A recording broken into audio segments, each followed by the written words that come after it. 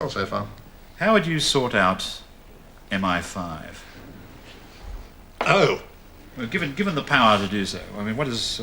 well, I'm privy to a little bit of information which I should probably pass on to you well, and the viewing audience. Yeah. But you know Mike Oldfield, the Tubular Bells person? Yeah. He was a spy. And if you play Tubular Bells backwards, you get the locations of all our missile emplacements. So it wasn't... And all the missiles are in fact dressed by Bruce Oldfield. Couturier to royalty. You were at Cambridge, so you had, one of the qualifications for being a British spy, because all British spies have been to Cambridge. That's one of the very good thing about British spies. They're very well educated. Were you approached in Cambridge as a... I was approached, but I suppose that's one of the things you have to do first to qualify, isn't it? But no, I was never asked at all. How do you apply to be a spy? Actually, about 8 weeks ago, I tried to ring the Kremlin. And it is very hard. You ring up International Directory Inquiries and say, could you give me the Kremlin's number, please? And instead of giving you the number, it's for what reason? I say, well, none of your business. In any case, you can listen into the conversation when I get through. It took about 4 hours to get the Kremlin's number, and then there was nobody there. What were you going to tell them if you got through? I wished to defect.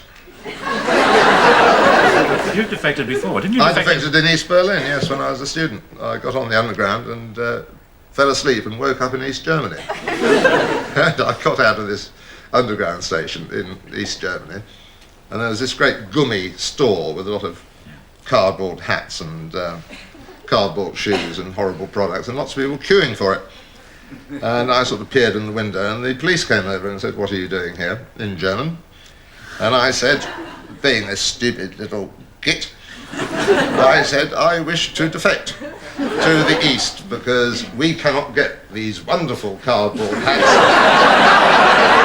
and beautiful cardboard shoes and wonderful bits of string to keep your trousers up. And I would like to enjoy the freedom of East Berlin. And I must have been very annoying indeed. And they took me off to prison and put me in a cell. But this didn't stop me. And I said, oh, this is so much nicer than our prison.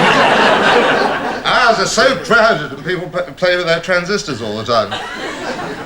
Could you have survived in jail without television? No, I don't think so. Well, I don't think so. I rely entirely on television to breathe and live. Yeah. Somebody once said there are two kinds of human being. There are those who, when they walk into a room, turn the set off, and there are those who, when they walk into a room, turn the set on. And you're one of the second kind. I leave it on in all rooms. And if I go to a dinner party, I'm really hankering to see what is on the telly. There's so much wonderful stuff on television. Which of the programs you can't live without? Let's whittle it down to the really great ones. What about the old stuff, the old American series? You're an Ironside fan, aren't you? I like Ironside, but I think Raymond Burr had to work too hard on Ironside, because he's in the wheelchair, but he had to do all this stuff, and he's too big a star, I think, to have to do all that sort of stunt work. And I devised a programme for him called A Man Called Bedside, in which Raymond Burr just lies in bed, and Jack Lord of Hawaii Five-0 rushes off and does all the physical stuff. We've got all-night television now. What do you think should be on in the early hours? What do you want to watch? Oh, lot of very ancient programmes. What about evangelists? Do you think we've got enough of those? Did you ever see Jim Baker and his lovely wife Tammy? I watched them every time I was in the US. They were wonderful. But the extraordinary thing about America is they can get a man on the moon, but they can't make a decent wig. And there he is healing people. He's healing these people, and this toop. You know perfectly well that if miracles could happen, at least he'd have a better wig than that. Couldn't it? It's alive, that thing. The living wig. Yeah, I like all those evangelical programs. Have you got a video?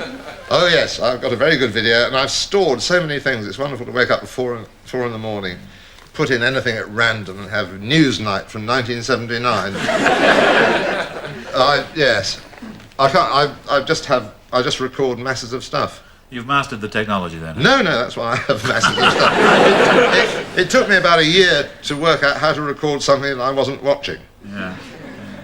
And I have to be there, though. I can't do it in my absence. I can cook a chicken by remote control, but I can't do that. I've always found that the next model, the one after the one I've got, is the one that can really do things. Always being outdistanced by the technology. Well, there's one out now which they keep advertising, which says that all you have to do is select your program from the Radio Times or TV Times and point at the program or there's some strange little code like you get in supermarkets, and then you point the Radio Times at the video recorder and it records everything. I think that's what the ad implies. It's very difficult, isn't it? I feel a bit of a trap kneeling in front of your video recorder going to questions. I think voice activated would be the thing. Yeah.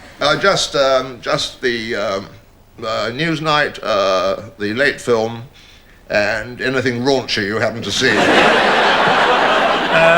Do you sometimes find the commercials on TV more interesting than the programs? Yeah, I like them. I've gone off all...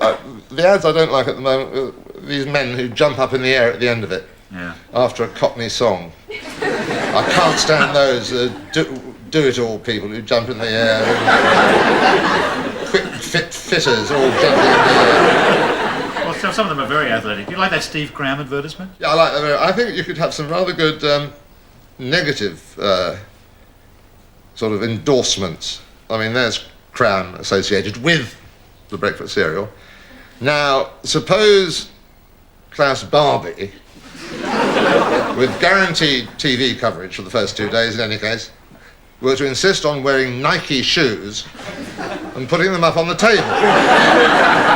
How much would that be worth to Adidas?